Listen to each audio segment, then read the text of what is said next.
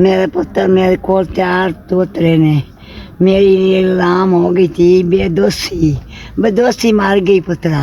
कोई उनका वाल नहीं सी पहुँच सकते जे। मेरी थी बेदोसी मार गई। 4-5 बच्चे सूँ असी 2 जी मंजी च पे हाँ। मेरा साई मंजी च पिया वेख लो। मैं रुड़दी वानी हाँ। मेरी थी का सदमा बड़ा आ गया। मैनू बड़ा सदमा पुत्र आ गया। उन्होंने फांसी ला दो। मेरे जवाई ना आने दो। मेरा जवाई मेरे मत्थे ना लगे। मेरे मत्थे ना पुत्र लगे। मैं मत्थे लगना नहीं चाहती। मेरी बेदोसी मार गई जी। मेरी बेदोसी मार गई जी। बच्चे छड़ के मार गई जी। बच्चे कदा ना लगते वांदे निके निके। मेरे कदा ना लगते वांदे नहीं बच्चा। मेरी इंसाफ करे जे बच्चा। मेरी इंसाफ कर दिया जे। मेरी इंसाफ कर दिया जे। मेरी चीज बाली कोई नहीं उम्र आई। मेरी चीज मार गई। बेदोसी मार गई है पुत्रा। बेदोसी मार गई है बच्चा मेरी चीज।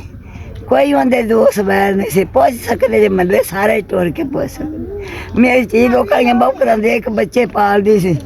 लोगों ने काम करके बच्चे पालती सी। उसे कढ़ाई मैदान च बनाई सी ताकि चारा ने ला के बच्चा खुआंदी सी। उन्होंने वो भी निवारा खादा। जालमी बंदा सी। जालमी पुत्र बंदा सी। जालम निकलिया। मेरी चीज ने उस मार छड्या बेदोसी ने। हुकूमत नूं की कहना चाहोगे? ਅਸੀਂ ਹੁਕੂਮਤ ਨੂੰ ਚਾਹਣਾ ਚਾਹੁੰਦੇ ਵੀ ਉਹ ਨਾ ਆਵੇ। ਉਹ ਨਾ ਆਵੇ। ਉਹਦੇ ਹੀ ਫਾਂਸੀ ਲੱਗ ਜਾਵੇ। ਉਹਦੇ ਹੀ ਮਾਰ ਜਾਵੇ। ਉਹਦਾ ਨਾ ਆਵੇ। ਸਾਡੇ ਮੱਥੇ ਨਾ ਲੱਗੇ। ਸਾਡੀ ਮਰ ਗਈ ਹੈ। ਸਾਨੂੰ ਉਹਨੂੰ ਕੀ ਕਰਨਾ? ਬੱਚਿਆਂ ਨੂੰ ਪਾਲਾ ਸਾਂਭਾ ਦੇ ਜਿਵੇਂ ਮੋਰ ਸਾਥੋਂ ਸਾਂਭੇ। ਅਸੀਂ ਬੱਚੇ ਆਪ ਸਾਂਭ ਲਾਂਗੇ। ਅਸੀਂ ਬੱਚੇ ਉਹਨਾਂ ਨੂੰ ਕੀ ਦੇਣੇ? ਉਹ ਮੇਰੇ ਨਾਲੋਂ ਵੀ ਖਰਾਬ। ਅਸੀਂ ਹੁਕੂਮਤ ਨੂੰ ਇਹ ਚਾਹੁੰਦੇ ਹਾਂ ਵੀ ਅਸੀਂ ਉਹਨੂੰ ਨਹੀਂ ਇੱਥੇ ਰਹਿਣਾ ਚਾਹੁੰਦੇ। ਅਸੀਂ ਉਹਨੂੰ ਨਹੀਂ ਵੇਖਣਾ ਚਾਹੁੰਦੇ। साड़ी तो टुर गई। साड़ी तो मर गई। साड़ी तो मार गया। साड़ी तो फायर आ गया। वो भी फायर लग जाए। वो भी फायर लग जाए। बच्चे ने मैं सांभ पाल ला दी। मैं मांग के सांभ ला।